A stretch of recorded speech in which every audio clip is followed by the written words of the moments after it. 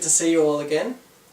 Well, we're going to be getting on to some more advanced methods for piano composition. We're going to be doing a few other things as well, because some of it will be relevant to composing for a bass or a guitar, because that's what we're going to be starting on first, is how to put a piano part to a band. Let's say we've got a pop band or a rock band.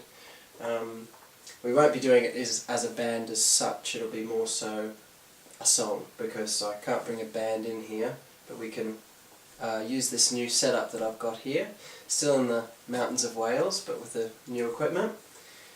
So I'll put down a bass part, guitar part, drums, all that sort of stuff, and then we can work on new ways of making piano parts to go with whatever we've got. So we've got a lot to get through, so I'll stick the camera up here for you so you can see what I'm doing, and we'll get started. Okay, time to put this band together. Now I've set it up preliminary for you. It's a very hard word for me to say. And what we're going to do is, I'm going to start it off, I'll put in the different instruments, and then we can start composing with the piano. So, first of all, we're going to start off with the bass.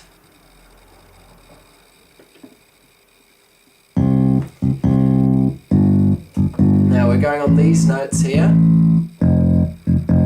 C, G, A, F.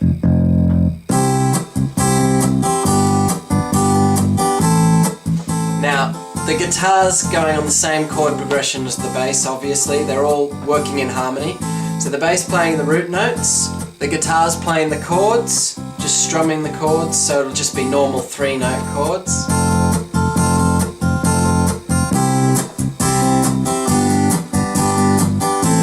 See, so there we've got two guitars now.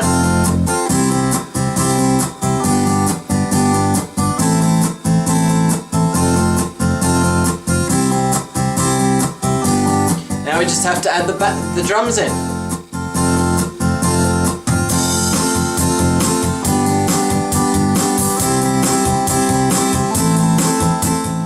Now this part is the chorus of the song. It's F to G, and then C to A minor.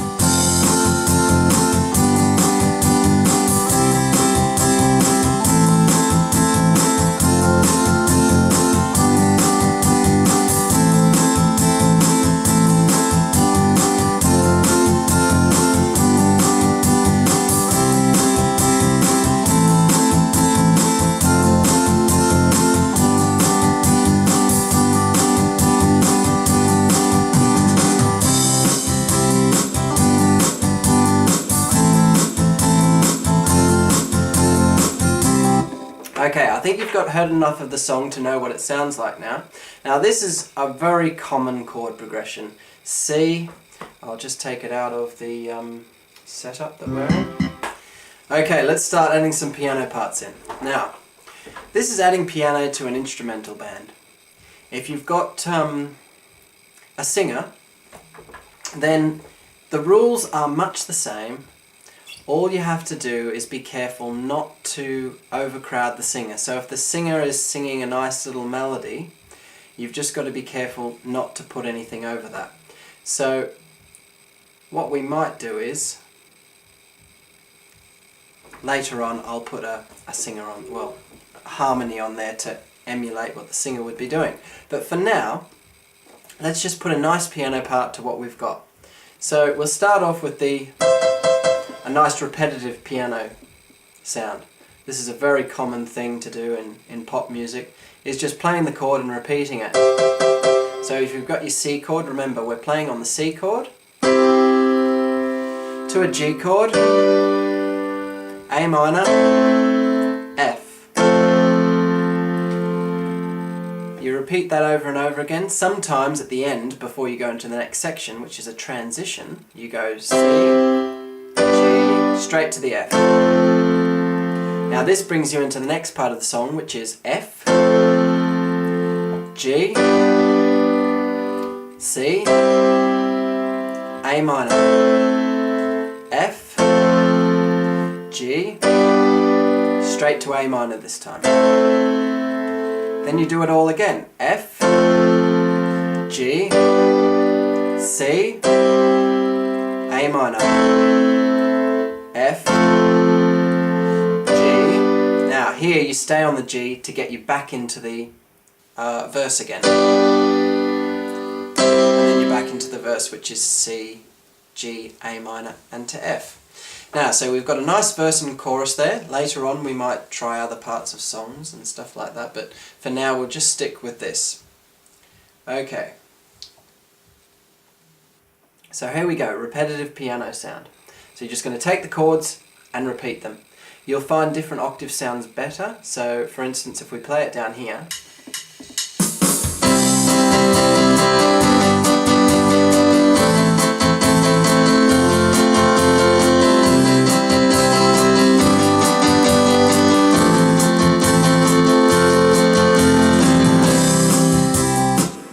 it might sound a little bit too low. If we play it up here,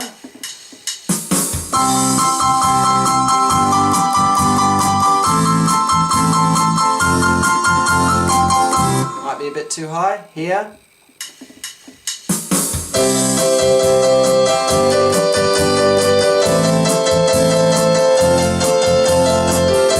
now all of those places actually sound fine.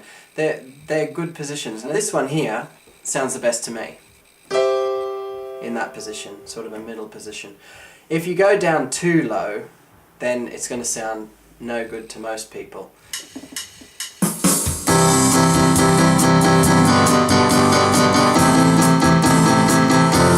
See, it's just getting too muddy down there. And if you go also, this keyboard doesn't have enough keys to go up there, but if you go up too high, it's going to sound too tinkly and you won't get that sound that you want. So anyway, here we go, continuing. Let's work on this repetitive piano sound to see how it sounds.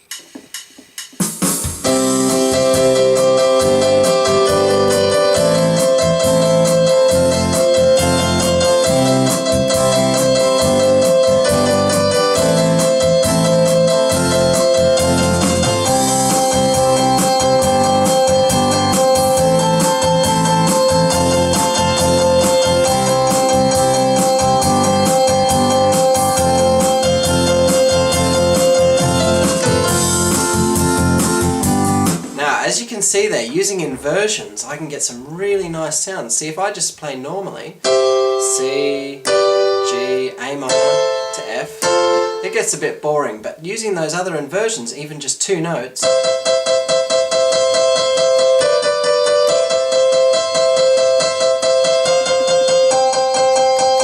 see those, they're still notes from the chords, but they're really nice, and you can work on that. What you've learnt from previous DVDs, you can put into here and get those inversions happening. Okay, so we've got a nice repetitive piano sound there. Okay, here we go. Let's try an arpeggio. So we're just going to arpeggio on those chords that we've got. Here's the arpeggio that I'm going to use.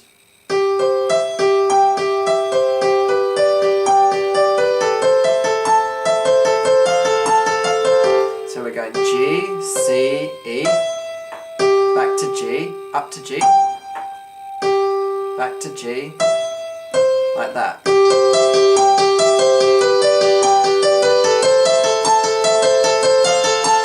And I'm using that pattern for each chord. So there's the first chord, C, that one. Then the next one is G. The next one is A minor. And there I'm going. And then the next one is F. Okay, here we go.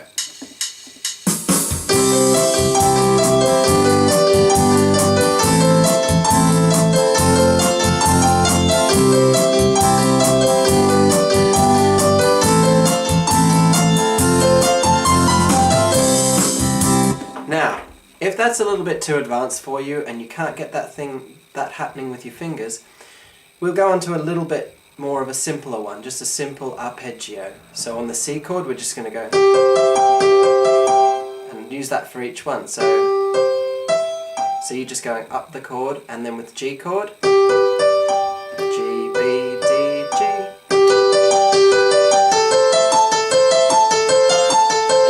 that for each chord. So here we go.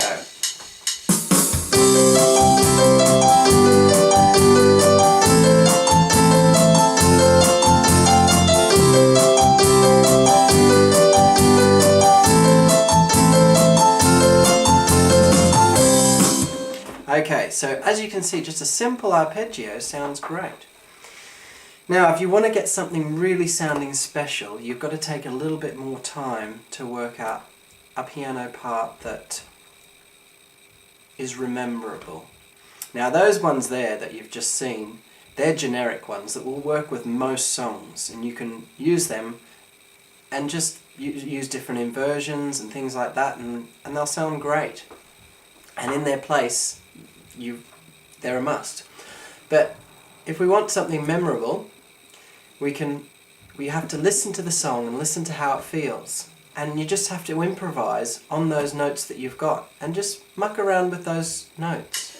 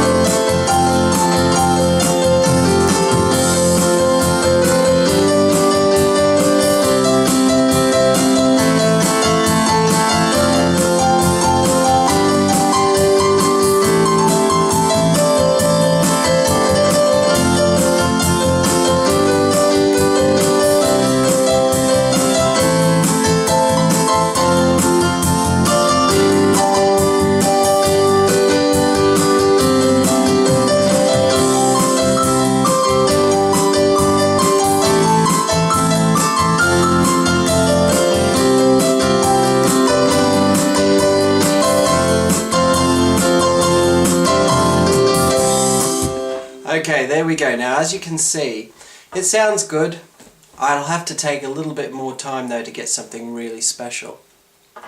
But that's where it starts, doing all that sort of stuff and just playing around, even just playing. You don't have to do something advanced like that. It can just be...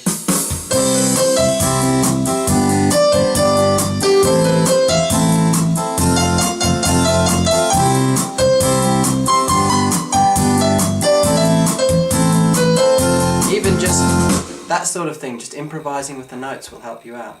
But the most common things to get something memorable is a type of repetitive sequence that happens over and over again, like similar to what I've shown you in other DVDs. So one of those repetitive sequences you can be worked out just by playing little sequences and seeing how they work with the song. Now, for that first bit, the repetitive method is actually a really nice one. I've just worked out a really nice little repetitive method that it suits the song really well and it's memorable. So have a listen to this, what I've worked out.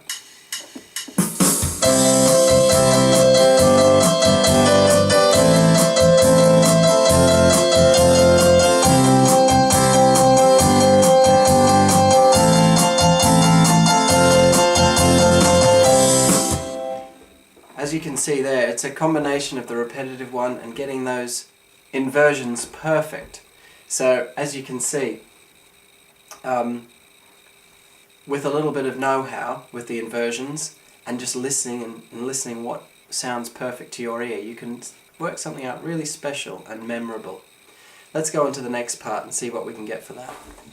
Okay, now with this section of the song we've got F, G, C to A minor, F, G, and then straight to A minor. Now, we could use some of the things that we had before. So here we go.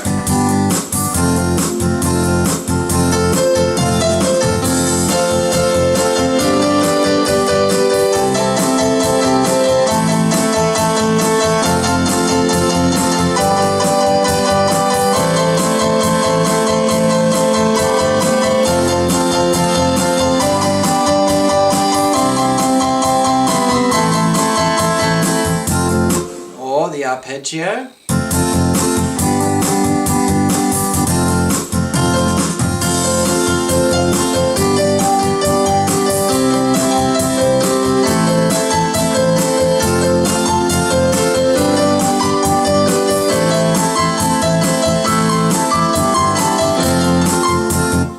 Now, to find something memorable for this section.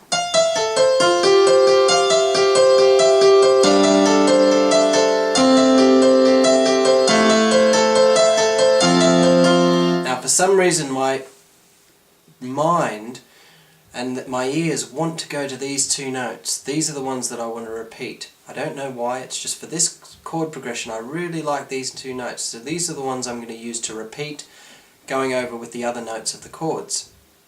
And for your ears, you might find a different set of notes. But if you find that note that you can use as an anchor and to repeat, along with the other notes of the chords, you can get some really nice sounds happening.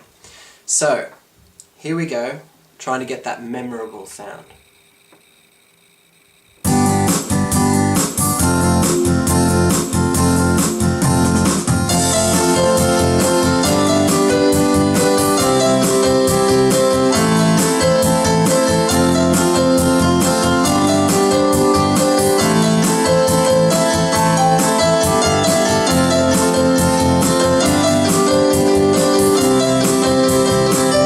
See, I can get some really nice sounds happening there.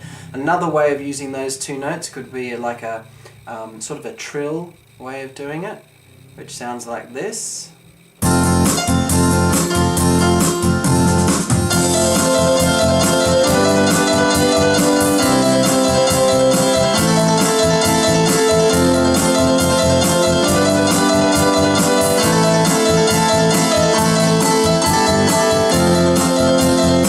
If that's too difficult for you and you can't get that trill happening, which is back to the E, back to the C, F, and you're using these two, and then you use your thumb onto a different note for each chord. So the first one is C, and then you change your thumb to the A for the next chord. Oh, sorry, it's to the B for the next chord. Back to the C, and to the A for the last chord. Now if that's too quick for you, even going slower, that sounds really nice. Here we go. You can use those two notes and use the other one, so you could go.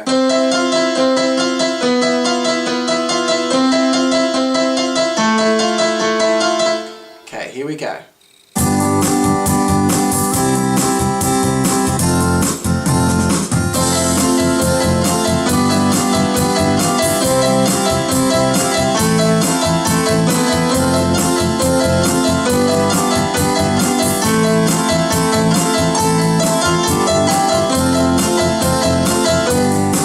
And as you can see, even just doing it the slow way, it sounds great as well. So you can work out a method that will suit your playing ability and your ear as well. Okay, I'm going to attempt to put it all together now. I'll just try my best to put each section that we've done and put some of those ideas down. So here we go.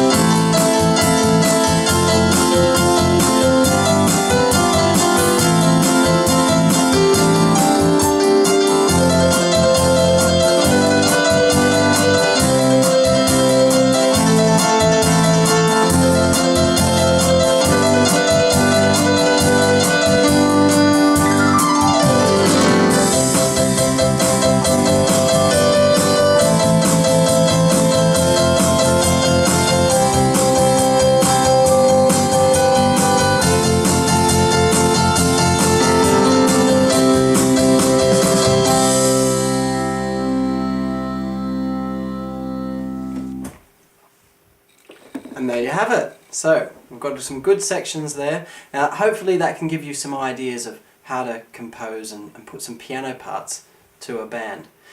Now we just have to make sure, if you've got a singer, you don't overcrowd her. A lot of that stuff would probably be too much for if we had a singer. So I'm going to work on a nice little harmony that we can use for what a singer would be playing.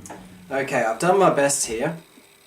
I've got a basic, it's meant to sound like a vocals, but it doesn't sound very much like a vocals, but it'll do for the purpose of what we're doing here. So, we've got our vocals. Yeah,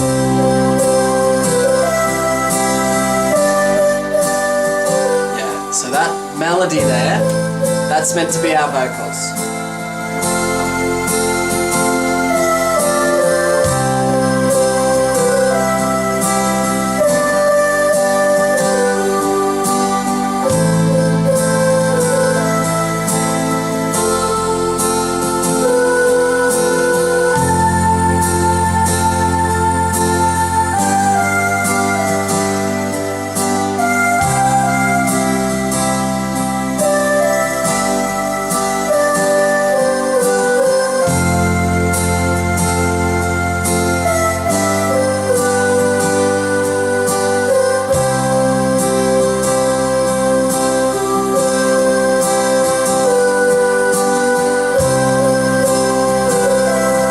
There we go, we've got a nice little melody there.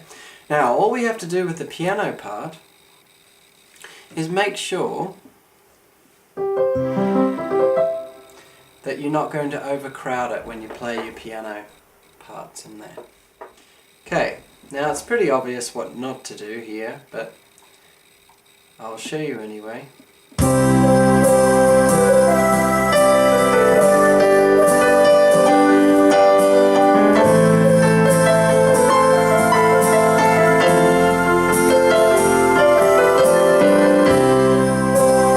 Its own, that would sound great, but you can't hear the melody, it's not coming through anymore, so you've got to make something nice and subtle that will work with that melody. So we'll continue and we'll work out something a little bit more subtle. So we're working on the same chord progression as before, C, G, A minor to F. It's just a little bit slower. So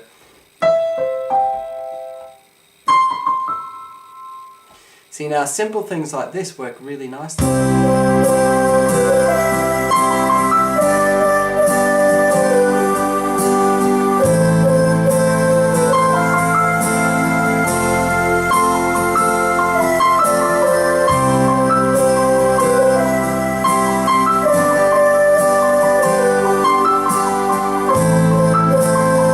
See, because it's higher than what the melody is, the melody's around here somewhere. So if I use these notes up here, they're not going to crowd it. If I use notes further down here, it's not going to crowd it either. So I could try...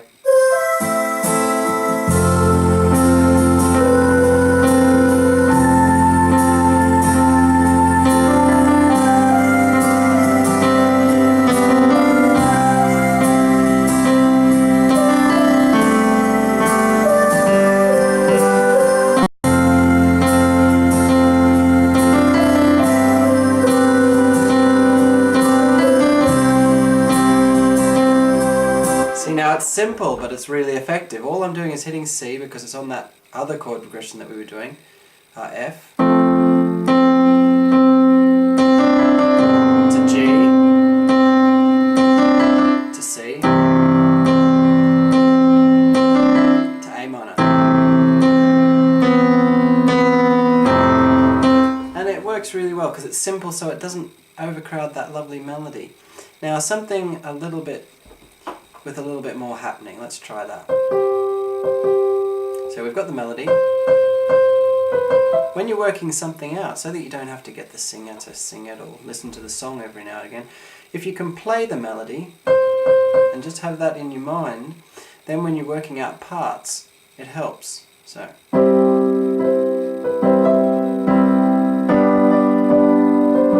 See, now a simple chord repetition will work really nice as well.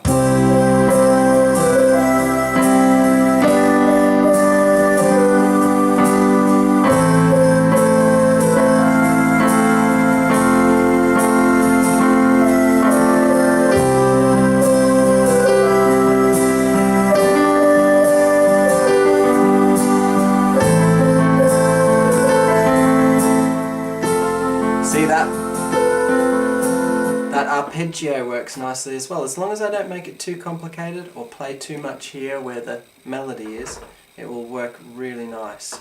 Other things you could do are simple harmonies. Just going on the chordal notes. Even if it's in that section where the vocals are, if it's simple enough, it'll sound great.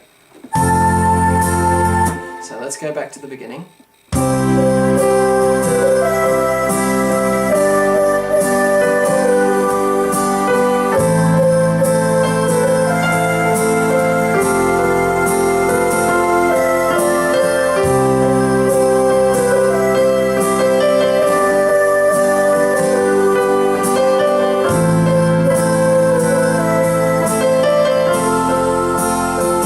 See, even when I do something complicated, most of the time I try to put it, that little trill, is coming after the vocals have done most of their melody. So you'll have a listen again. See, it's coming after the vocals holds the sustained note.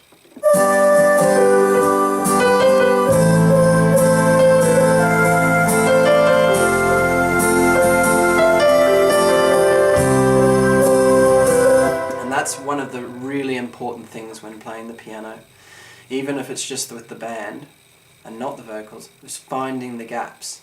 Now, this time I'm just going to play in the gaps where the sustained notes are.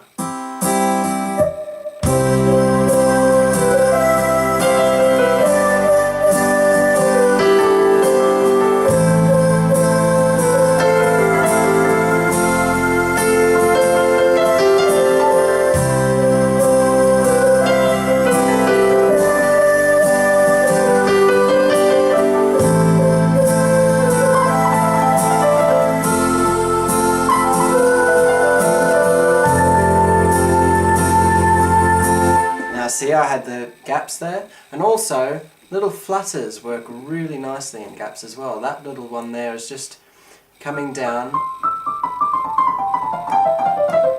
on the two notes and then skipping a note, and then doing it for each note.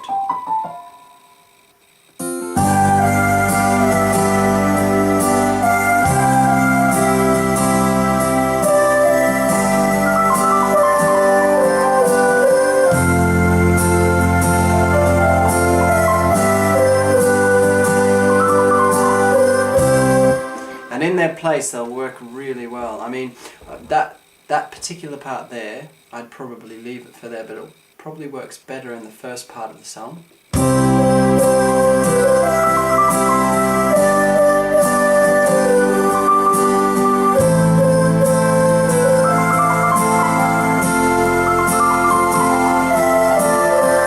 As you can see there, I don't know if you heard that, but the last part there where that long sustain is, that's the perfect place to put it. So the other parts, and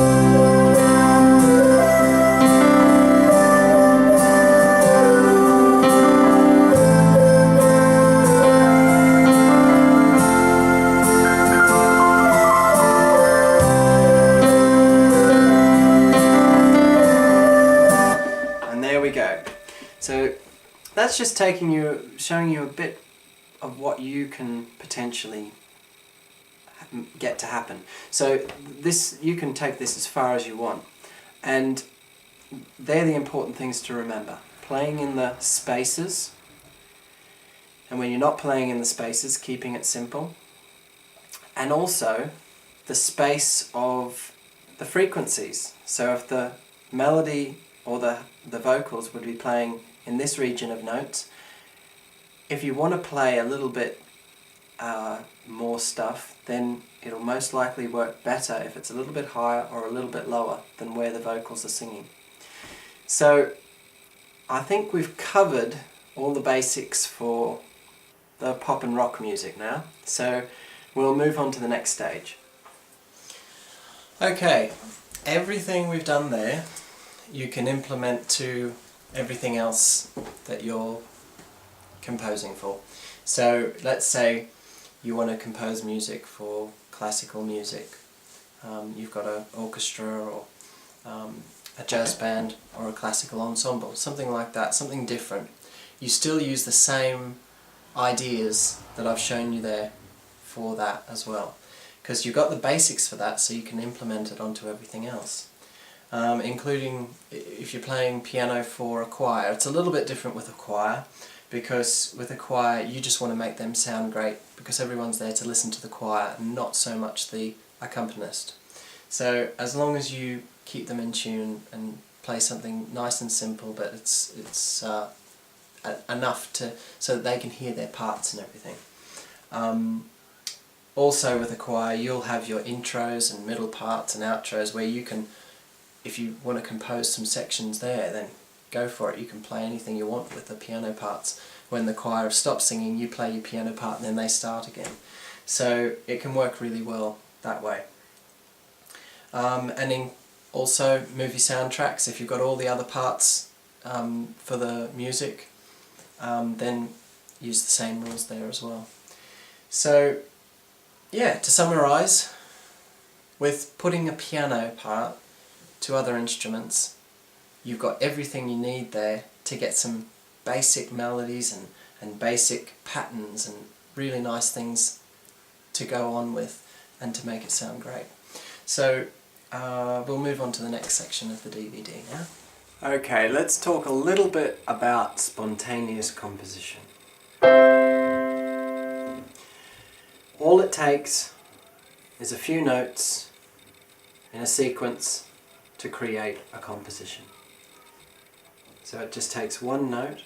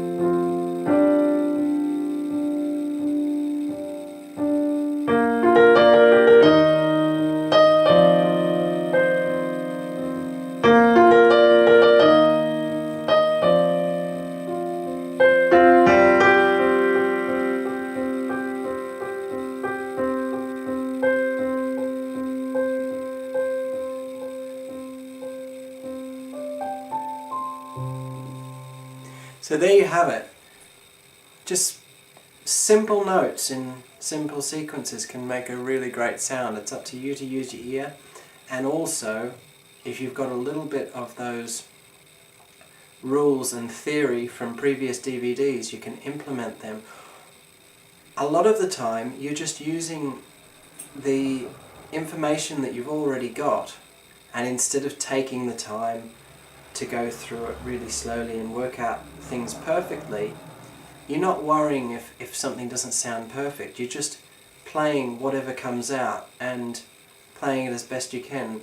And the easiest way that I like to do a spontaneous composition is to start with something simple and then let it grow into what it becomes, and then when it gets too much for you, bring it back down again and bring it off to the end. As you saw then, I started off with a simple one note, and then when I had something more happening,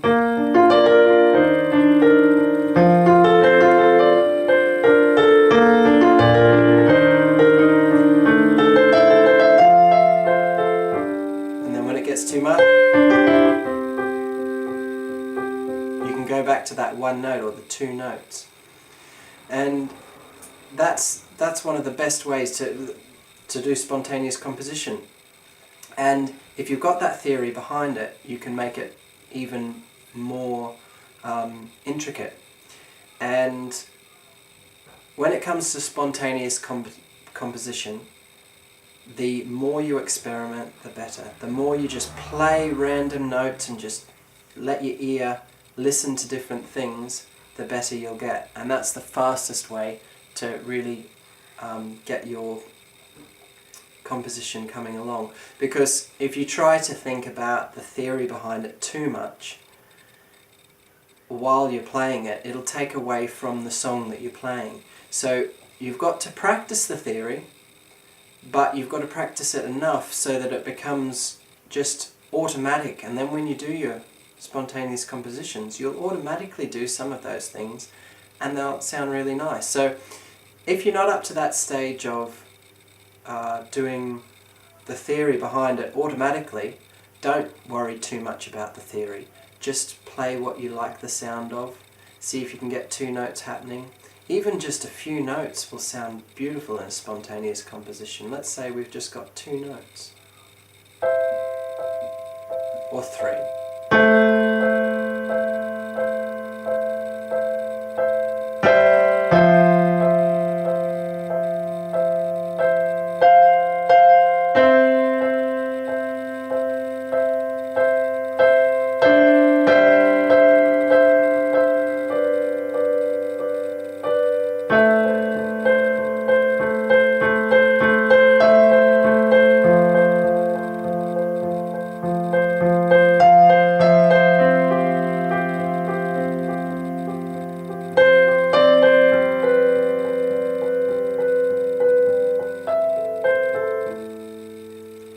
Now, as you could see there, I'm using the chord progression A minor, F, C and G.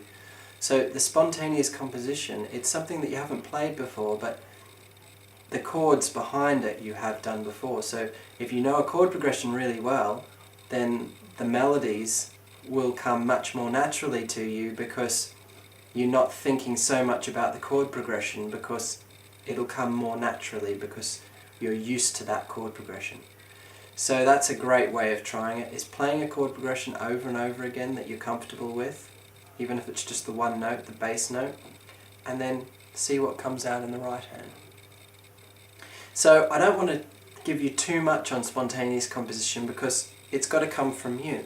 I want you to work things out for yourself and just experiment with that. How to hear a melody. All I can really say here is you can't force it, you've just got to let it come. So if you've got your chord progression,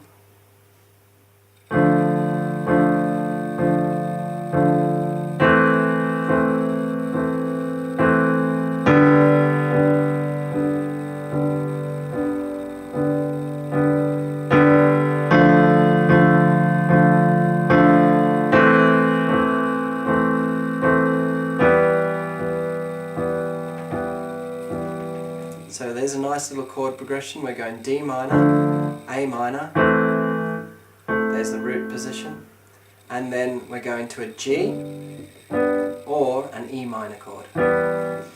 Now there, I had a lot of melodies running around in my head. The best thing is just to play the chords through and just, you don't have to force them, but you've got to leave your mind open just to let the melodies come in. So some people find it easier, some people find it harder. The best way is just to keep playing that chord progression, and then if your ear wants to hear a melody, then you've got it. So, and sometimes you might need to hum it because you might not be able to play it straight away on the piano. So if I'm playing here,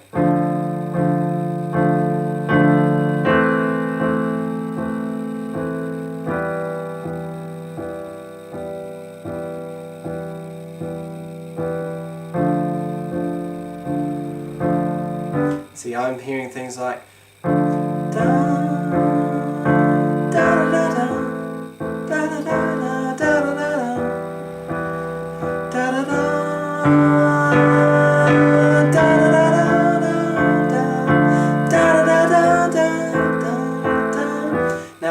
my voice isn't very good for singing off randomly, but it's good enough so that I can hear what I want to play and find that note. Da.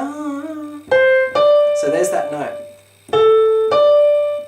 Da da da da da da.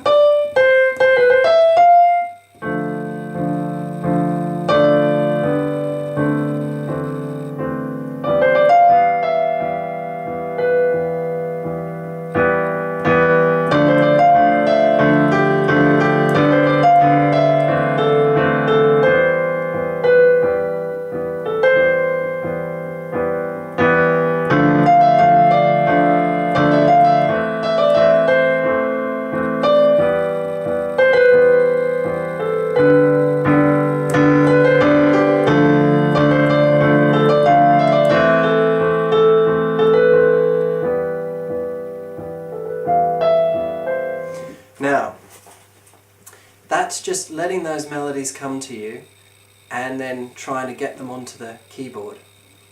So, if you can hear it in your head, try and hum it to yourself. So, if I'm hearing something in my head, let's play a different one. So, let's try F to G and back again.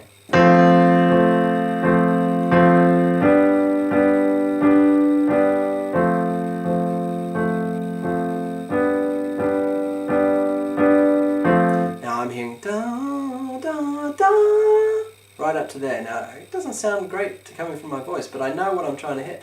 Da, da, da, da, da.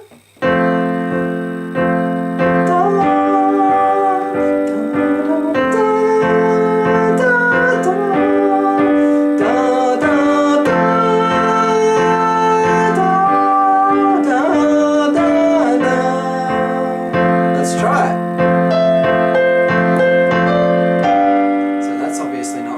I'm trying to hit this note, so it's right there.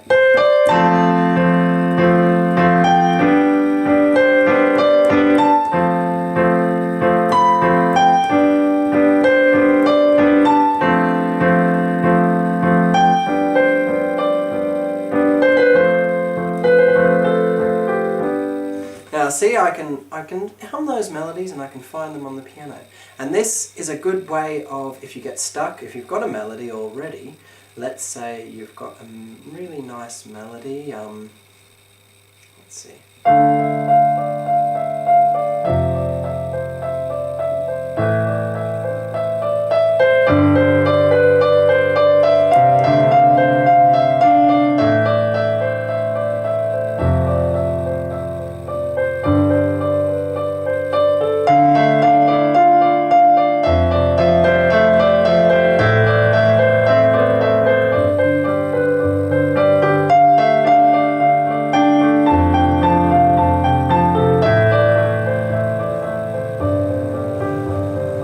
So I've got that lovely melody there.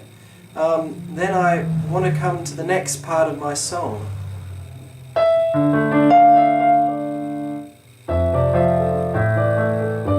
What we're using there is D minor, F, A minor to G.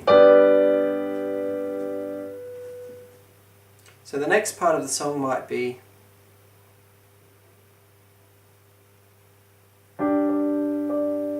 that doesn't sound what I want.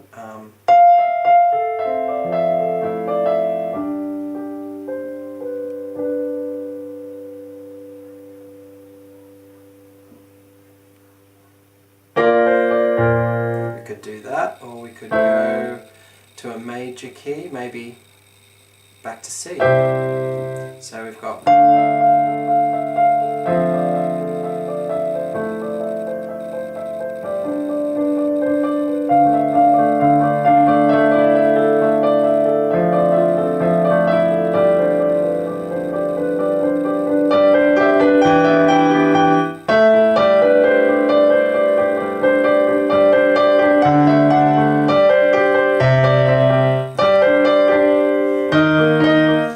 that's where I want to go. That's what I'm hearing, that E flat. So after you've got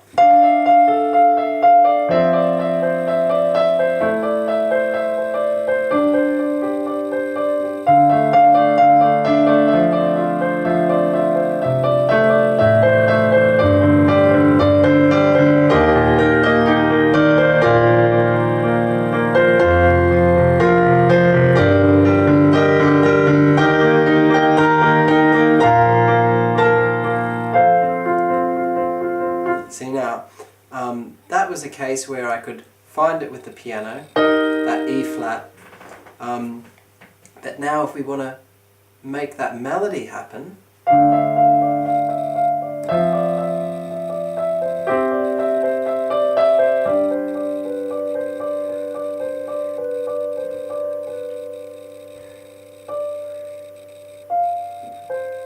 now see, I'm hearing this note, da da da, so I want to hear da da da.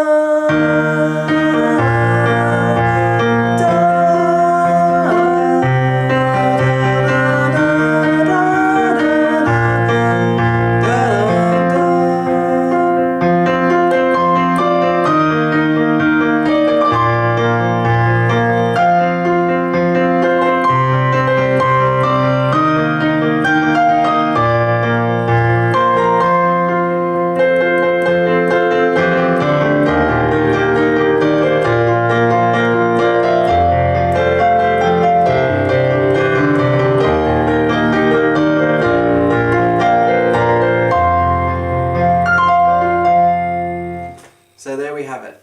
If you've got a little bit of theory with a little bit of using your ear and trying to hear those notes, it can be a great combination. Let's learn about how to get a feeling across. Now we've got our basics, like a happy sound is a major sound. So C major would be a happy sound. A sad sound is a minor sound with the minor third, so it would be a C minor.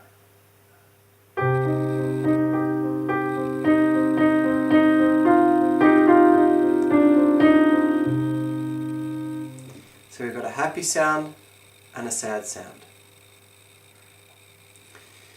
Now, in the C major scale, if you want that sad sound, you can always just go to the relative minor, which is A minor.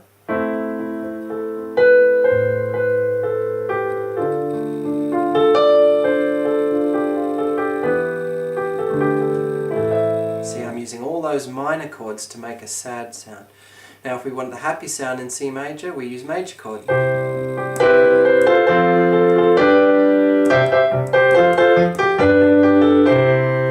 Okay, so there's sad and happy. Now if we want a little bit more, you're most likely to use these methods for movie soundtracks. If someone's got a movie or some video clips and they want you to put the music to it and get a feeling across, that's what you can use these things for. Now, a dream, the most common thing for someone feeling like they're in a dream is the whole tone scale. Now I'll just show you what it is. This is covered in another DVD, but I'll show you briefly what it is. So, whole tone scale is everything goes up in one tone. So we start here, we go skip a tone, another one. So they're all the notes that we use, and we keep going up.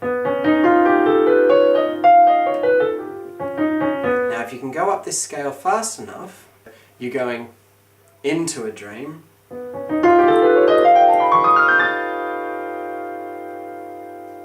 and then you're in your dream section of the film, and then you're coming back out of the dream.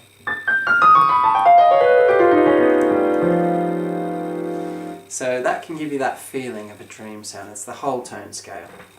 There's not many songs that you can make sound good in the whole tone scale. Let's see. So it's very strange sort of scale.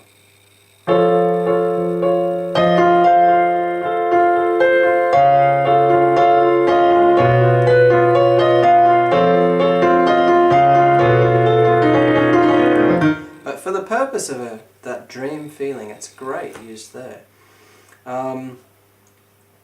Now, scary feelings, they tend to be in the minor keys.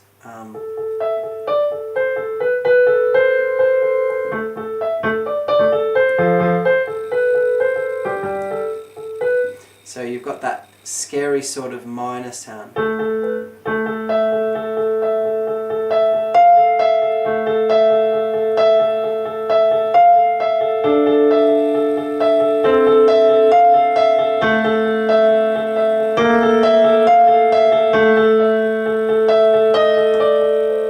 So the minor sound tends to be used for scary things. And listen to scary movies, and then you can sort of have that idea of getting the scary sound coming across, and you'll find a lot of them use the minor key. The semitone is good for that scary sound as well.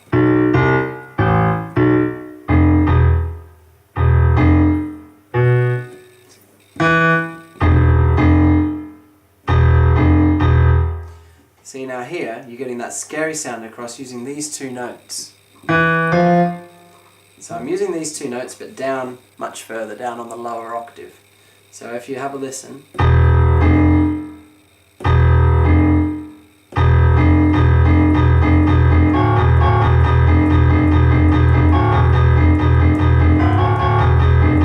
So you're getting that scary, see, that's from that Jaws movie. So you can get that sound happening there. Okay, now let's think about different feelings. Now, let's say you've got a movie and someone's running through the meadows or the fields. Now, the only way to get that sound coming across on the piano is to sort of think of it and try and feel the sound and feel what would come across, and try to hear it, and then try to get that idea across on the piano. Now, if I'm hearing running through the fields, I sort of get a sort of a jumpy feel. Now, to get that across onto the keyboard,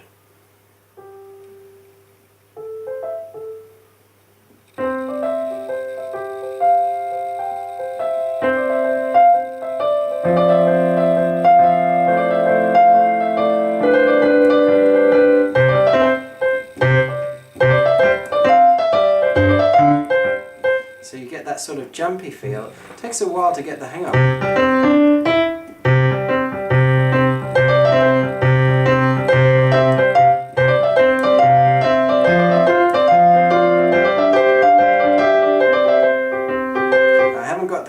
Chord progression that I want yet.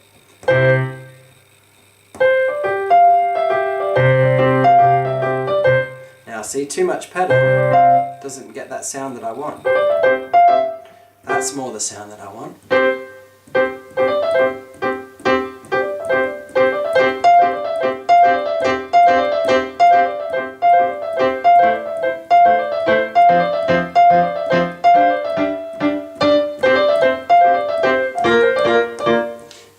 See, we're starting to get that sound that I want now.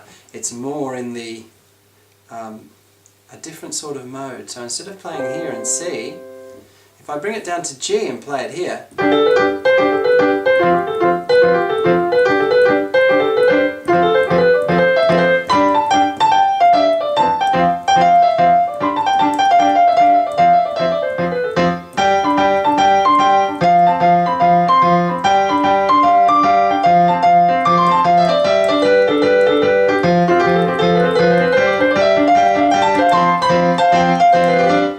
now you can envision that running through the meadows or the fields with that chord progression. See, from the G to the F.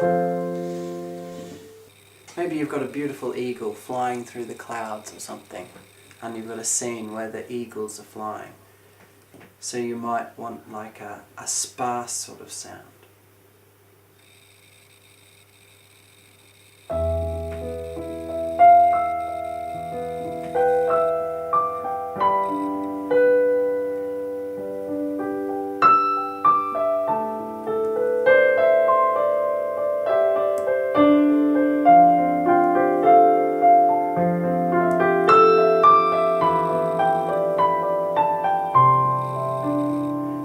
Sure, I like that chord to start off with, so I might use something else. Now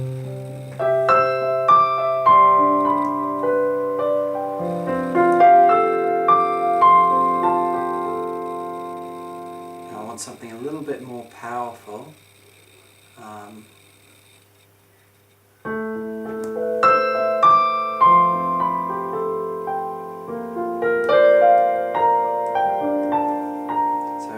see, it's too high. If I bring it down, the left hand down, I can get a more powerful sound. Now that's a little bit too happy, see, on the C scale, so we might try a D minor.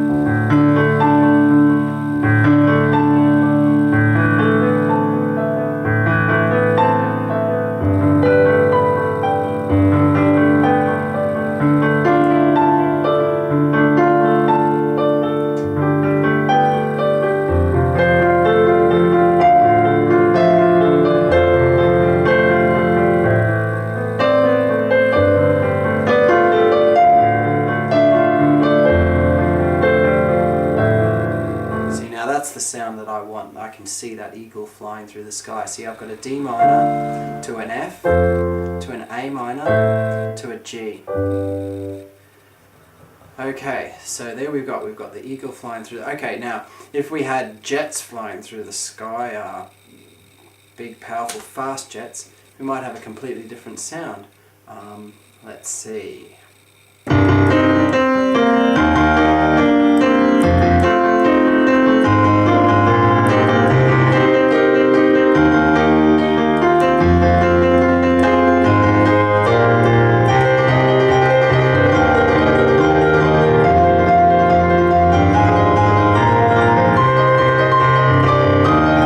I tend to like minor keys for powerful sounds, and then if I want something a little bit more lighter, I go for the major keys.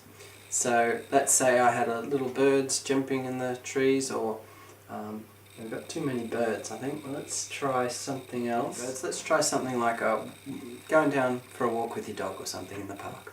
Nice, happy sort of sound.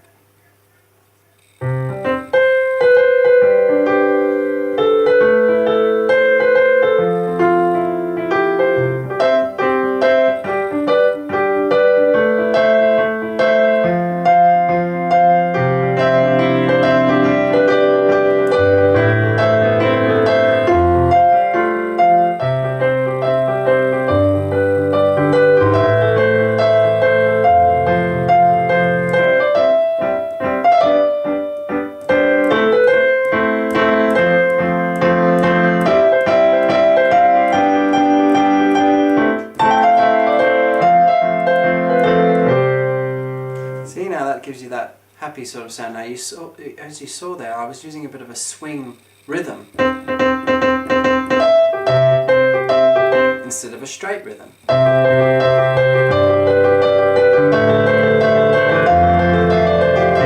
Now the straight rhythm seems to give a more powerful sound rather than the it's even happier when I do the swing rhythm and lighter.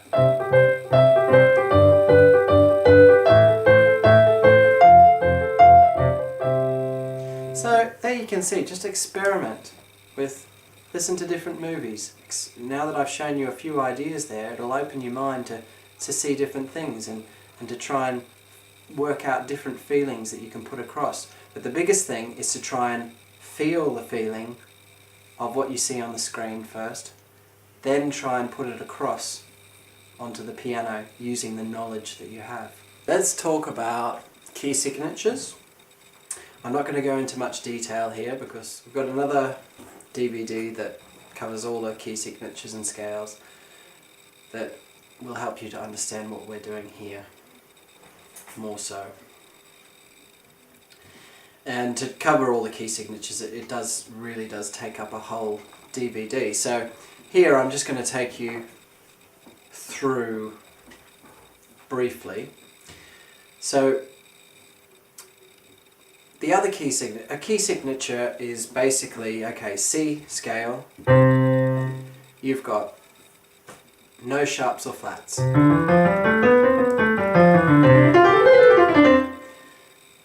If you go to another key signature, let's say it's A major, you've got 3 sharps.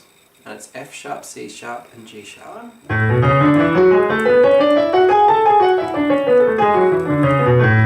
Okay, so A major has 3 sharps and it's still got the same tones and semitones as C scale, because if you have a look, a scale has, a normal scale is tone, tone, semitone, tone, tone, tone, semitone.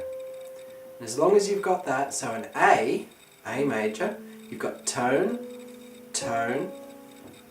So here's your first tone, tone. Then you go the semitone, tone, tone, tone, semitone. So with C scale, it's tone, tone, semitone, tone, tone, tone, semitone. A major, tone, tone, semitone, tone, tone, tone, semitone. So that way you've got, doesn't matter which note you start on, you can always do that major scale. And learning the scales and the key signatures is essential to if you want to progress with your composition and being able to do spontaneous composition, because if you can play the scales, you can make up melodies and chord progressions as you go along, just remembering what scale you're in. So we won't go into key signatures anymore. I'll talk you through it as we go along if I need to, but yeah, as I say, the DVD, the other one that covers scales and key signatures, will take you right through all of them, all the 12. Okay, next we're going to just do a few ideas on how to get from one scale, well, one chord progression to another one, even if it's in a different key. So let's say we've got our chord progression, which is D minor, F, A minor, G.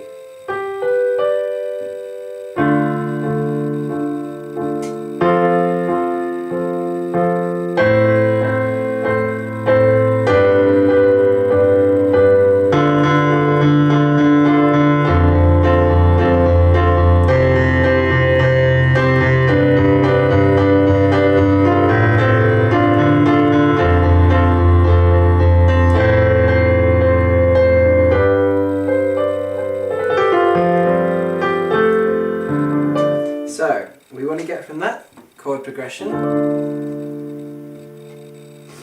to this one.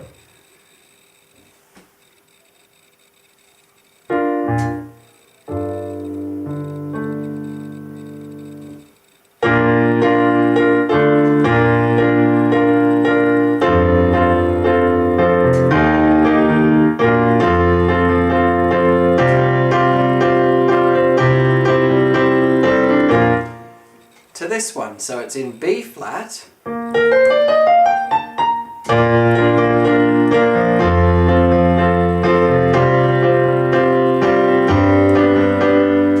then it changes halfway through the progression. So we've got B flat,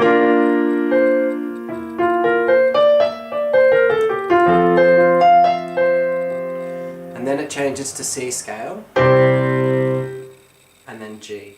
So it's a C scale now from the C chord to the G chord. So we've got two little changes in the key.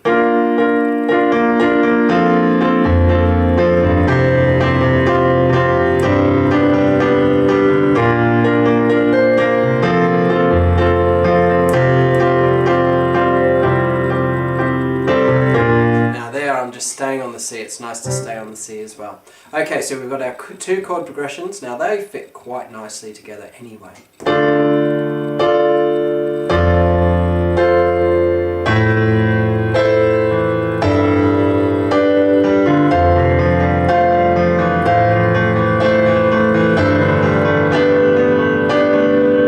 we've got D minor, F, A minor,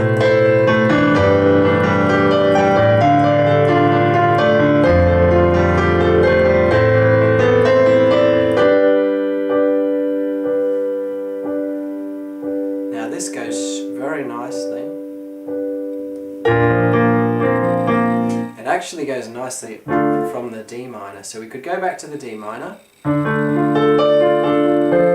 It's all about finding which chord works with the next one. So I want to get to this chord progression of B flat. So to get there, what I do is I go from each chord. So let's say G. It works, but I think I'll try and find something else.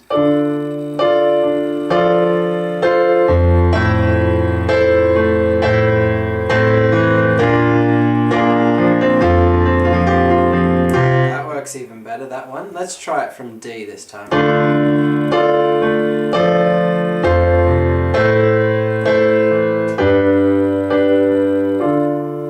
Here we go.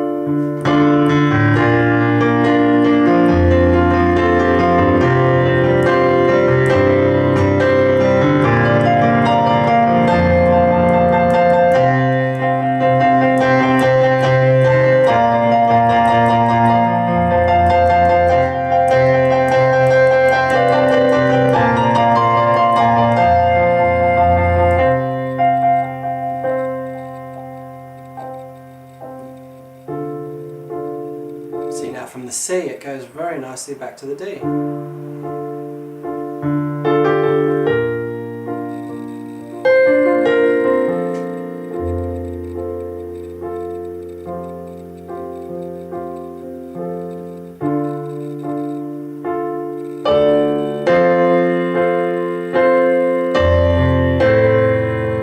So there we go, those two chord progressions, the D minor, F, A minor to G, works very well together, and the B flat, F, C. And if you want you can go to G after that as well. So you've got two chord progressions that work together without too much of a problem. But if you have a chord progression that doesn't go well with another one, let's say we've got that chord progression, D minor.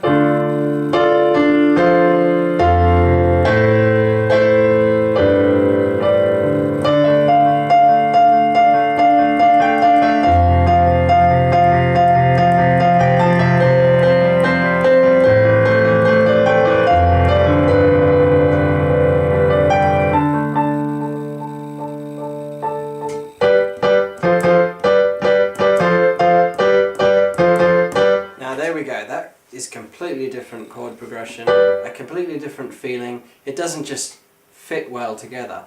Now to get to that other sound, let's try and we'll modify it a little bit to make it a little bit easier. So this one here,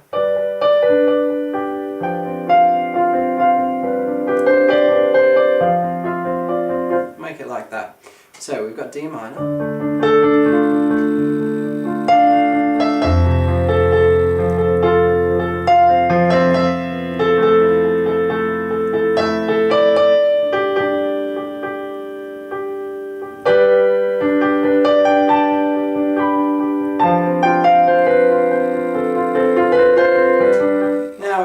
But we want to make a transition for it to get there a little bit more easily. So we've got D minor.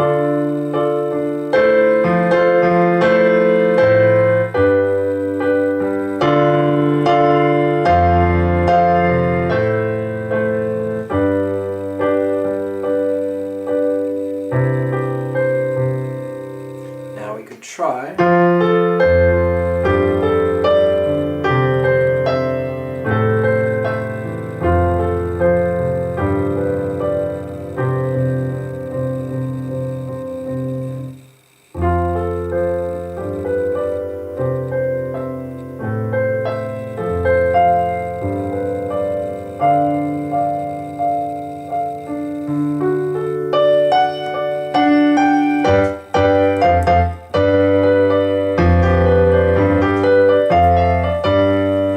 One to get to that G chord is probably either an A minor or a C chord. So after you've hit the C, so we want to finish on a C, so if we play the D minor,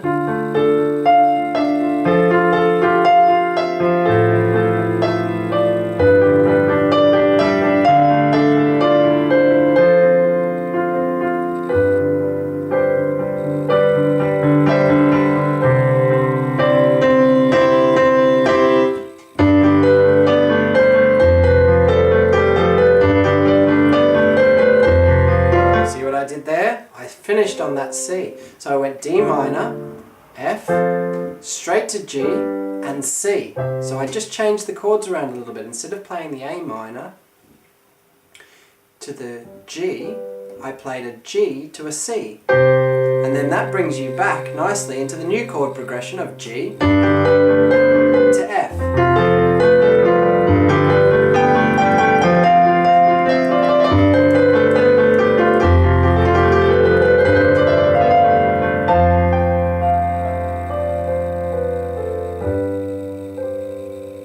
Now to get back to D minor, the G works really well.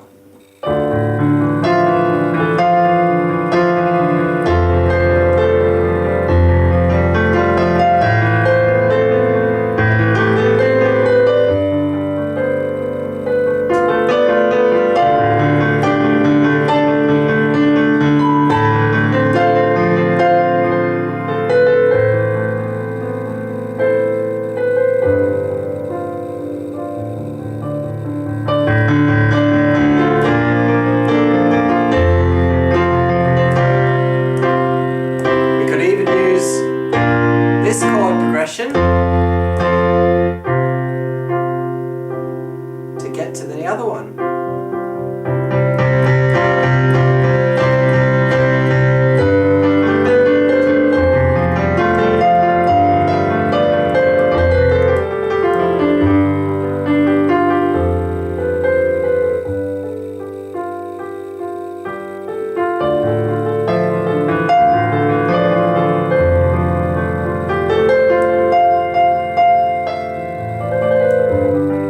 There we go, there's changing chord progressions. Now if we've got a bigger change, let's say a completely different key. So this is where the key signatures come in again. Now we've got a chord progression here. Let's try a new one. This time we'll do the old F, G to A minor.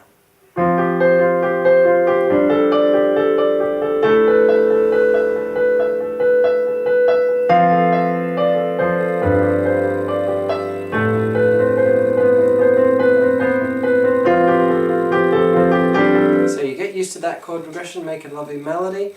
Okay, next chord progression we're going to do in a completely different key signature. I'm just going to randomly pick one now. Let's say A flat.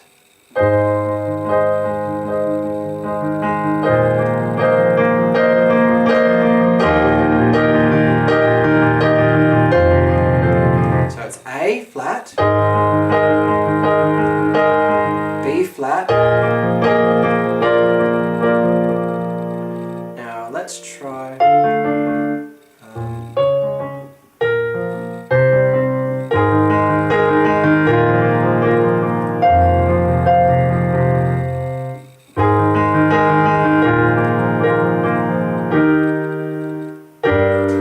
see, I'm just trying to find chords that I like the sound of.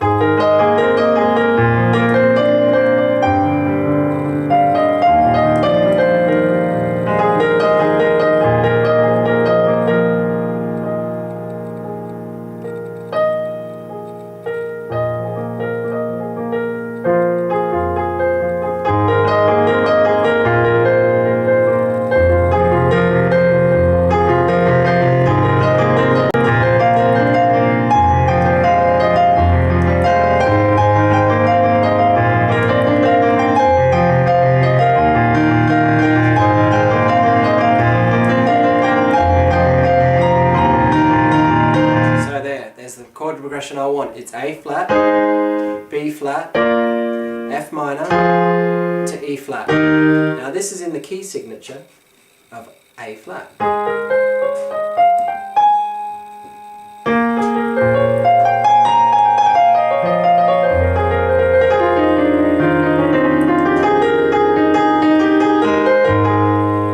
So we're in the key signature of A flat, but it has a B flat, E flat, A flat and D flat in it.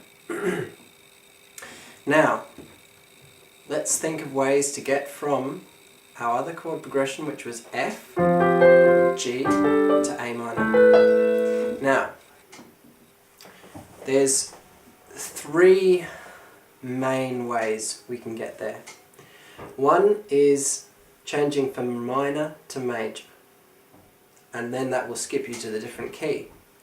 Another is playing the dominant 5th chord, which is a 7th chord, which we'll get into in a little bit, and that will get you to the other key as well.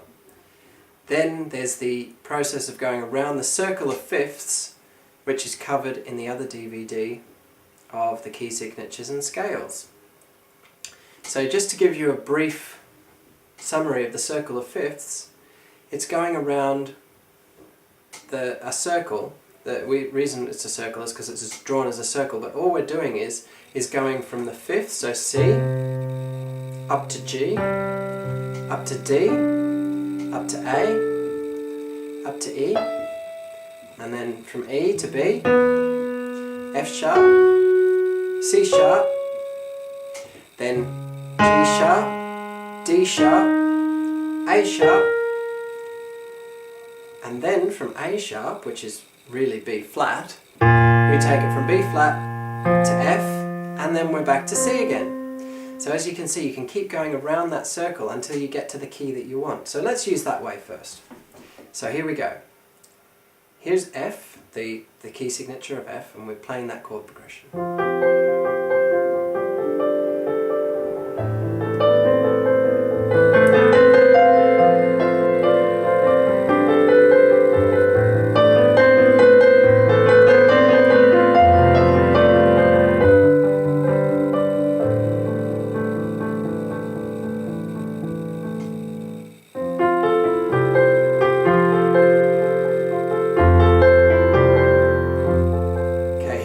So we're going to go F, C, G, now we go A, now A, E, to B,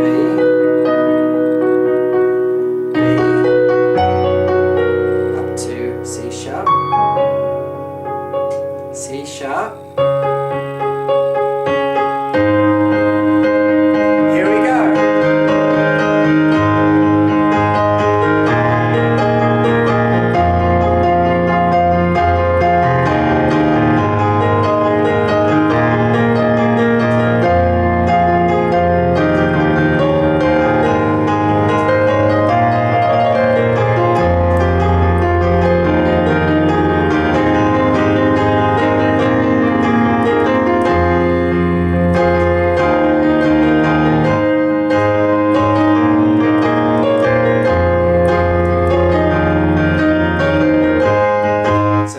we're to our new chord progression. Now we could go around the other way instead of going up, because it took quite a long time to get there, from going to F.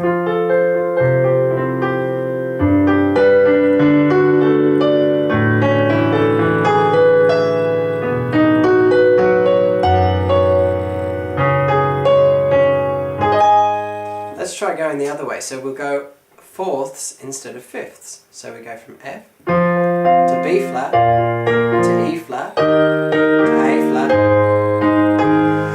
to D flat,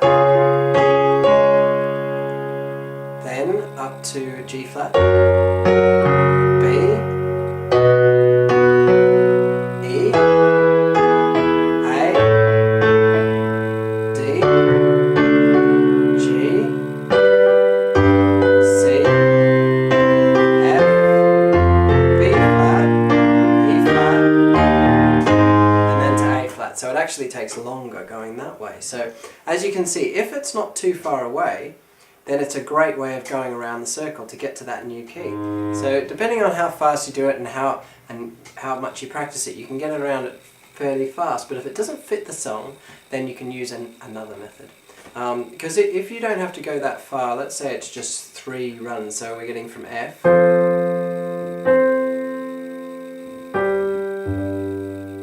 to the scale of G, then it will work really well, because you can go. And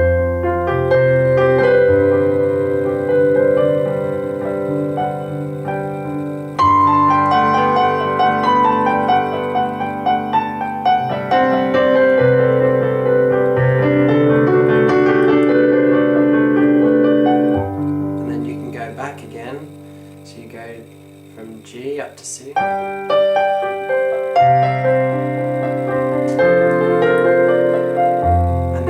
to the scale of F. So that's going to be a really good way of changing key. Another way is going from major to minor. So this is probably going to be easier for this method. So we've just gone F.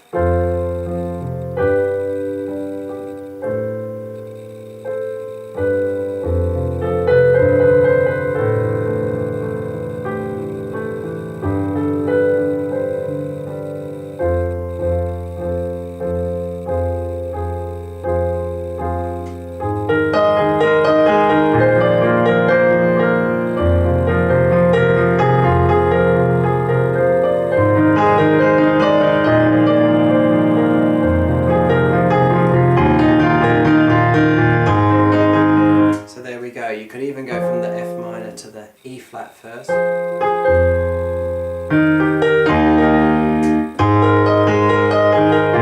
get you to the other chord progression.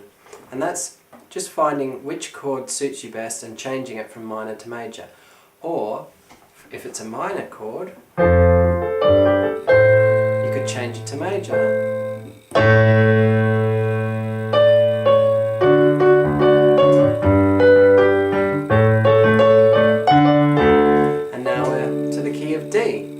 So you can change it from minor to major or major to minor. So here we go again. To summarise that, you're taking a major chord and changing it to minor. So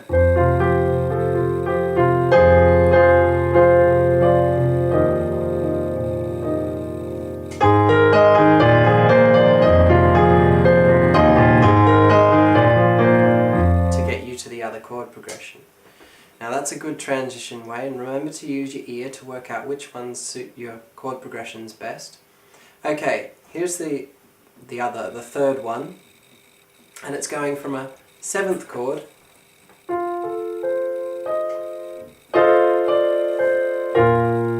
to the 1 chord. So an F 7th, so remember, any chord you've got, if we want to get to B flat, we have to play the F 7th chord. Now a 7th chord, all you have to do is add on the 7th note. Now, it's got to be a dominant 7th, so it's not the major 7th, this is in the scale.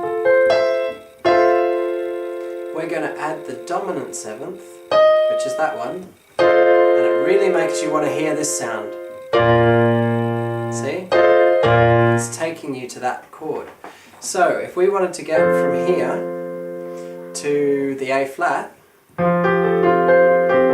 so, to get to A flat, what do we need? We find the 5th, 1, 2, 3, 4, 5, so we need the E 7th chord. And that takes you to A flat. Okay, now to get to the E 7th chord, how are we going to get there? Because it's not in the F scale. So, to get to the E 7th chord, we're going to have to go a little bit around the circle here. We need to play a B 7th, because that will take you to the E 7th as well. And it'll take you to there. So here we go. We've got F.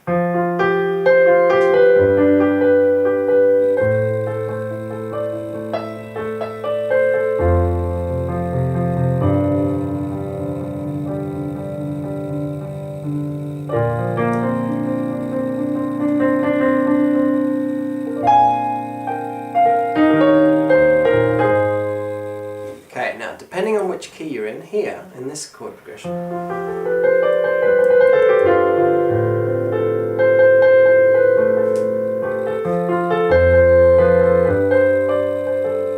we're actually in the key signature of C here. So to get to the E flat 7th is how we're going to get to this A flat.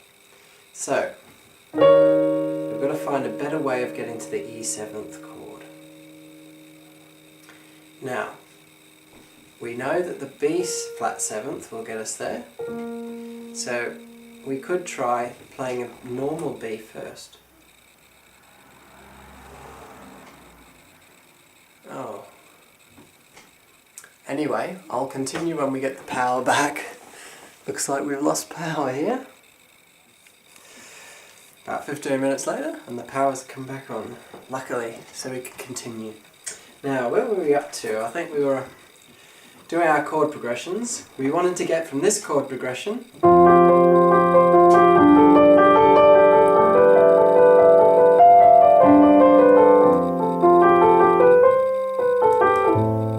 to this one.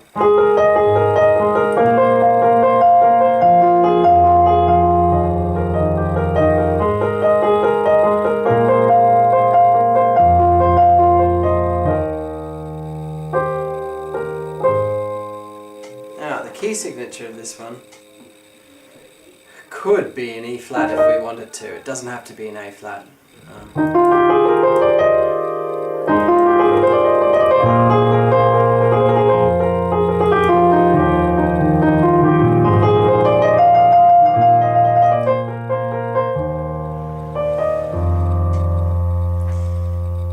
So, as you can see,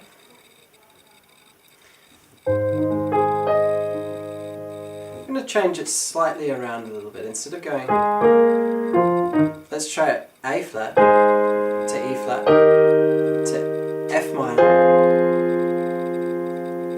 to B flat.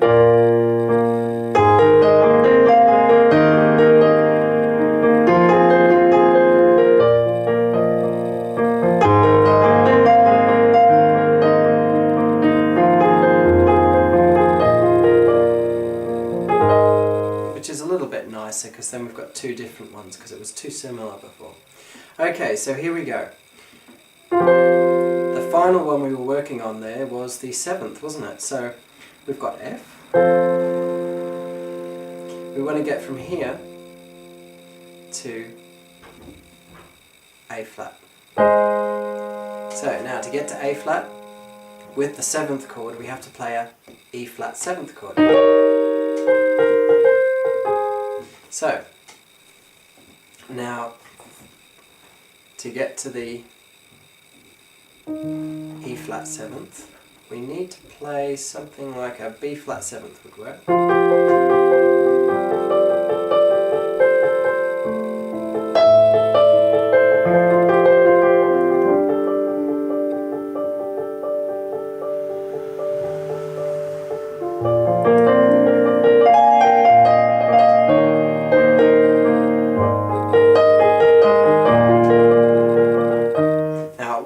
Best when you can go straight from there to there. When there has to be another 7th, it might not sound as good. I mean, if we were going from F to B flat, that would work fine, because you could play an F 7th to get to the B flat. If you watch here,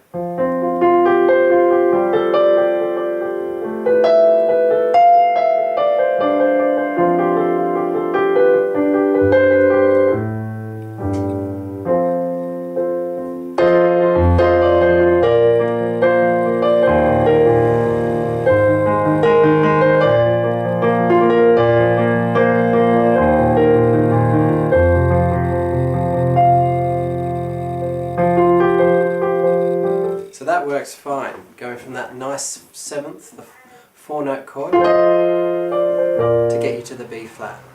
But in this chord progression, to get from this one to the other chord progression, to get to that A flat, it doesn't work so well. So we could use a combination of two. So let's say we've got F,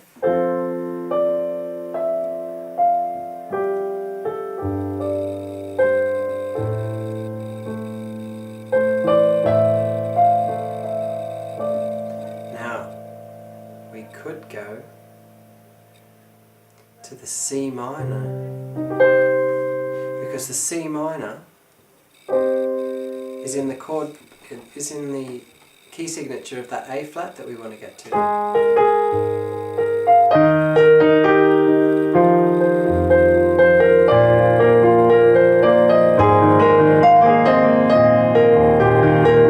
So the 7th way might work as long as we go to this other chord. So the main thing is to get from one chord in one key signature to another chord in the other key signature. Then you can just change them around to get to the right one. See, if I go from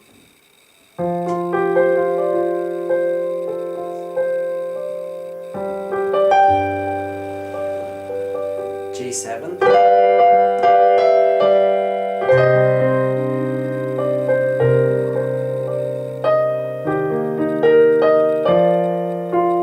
and now I'm ready.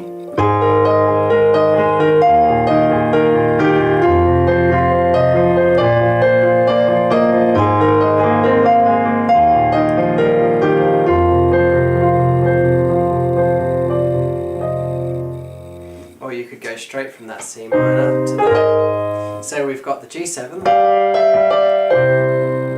but to remember, C minor, so we've got to hit the C minor.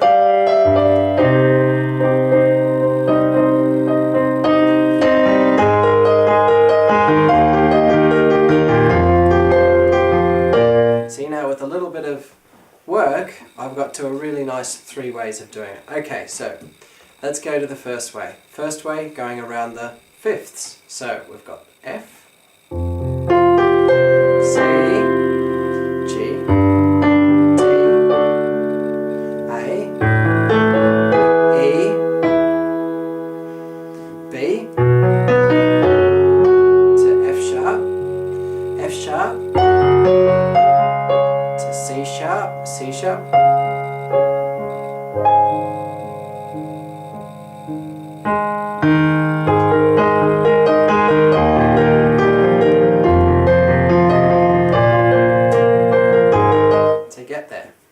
the other way, remember, major to minor, which is a really, it's a sounds great, and it's really easy to do as well, because all we have to do is play one of the chords, so F, to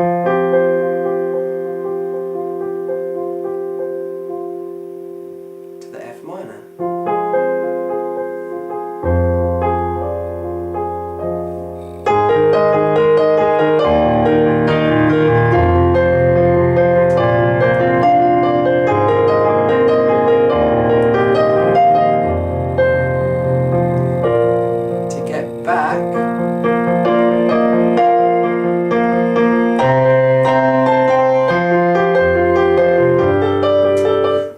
Either use that C 7th, or it would work even better,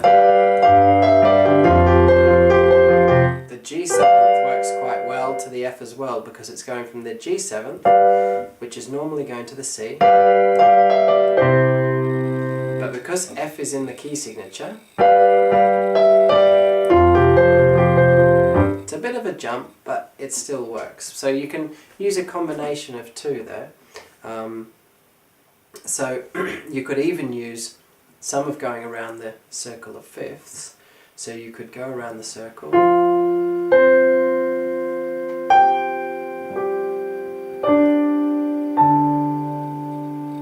until you get to the B.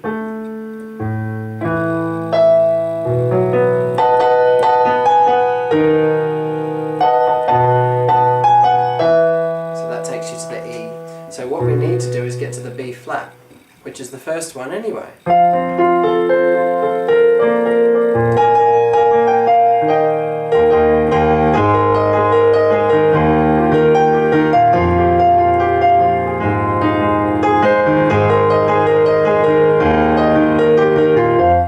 So, just to summarise, you've got 3 ways.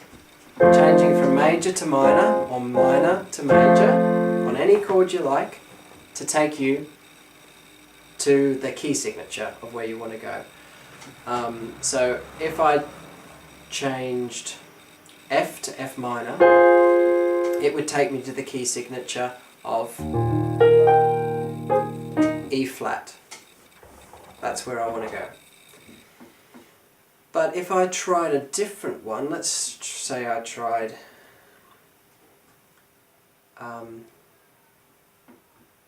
A minor to A major,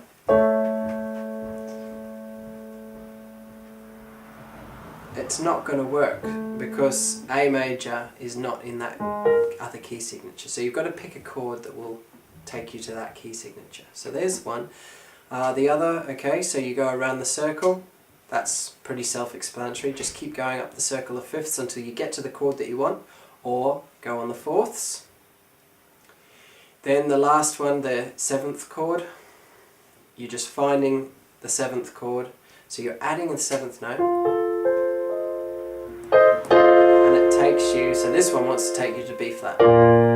If I wanted to get to any chord, let's say I wanted to get to the D chord, I'd play an A seventh chord. And there's how we can skip to other key signatures and chord progressions. Okay, well, we've come to the end of a more advanced approach to piano composition. So I hope you've got a good lot of information from that, and I hope you've been able to understand it, because there's a few things that might be hard to get across.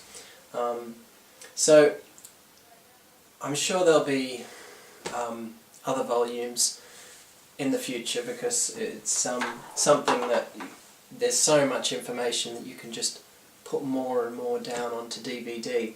I'm sure once you've watched this DVD, you'll probably have questions, you'll probably give me some feedback onto what you need next to bring your composition forward even further.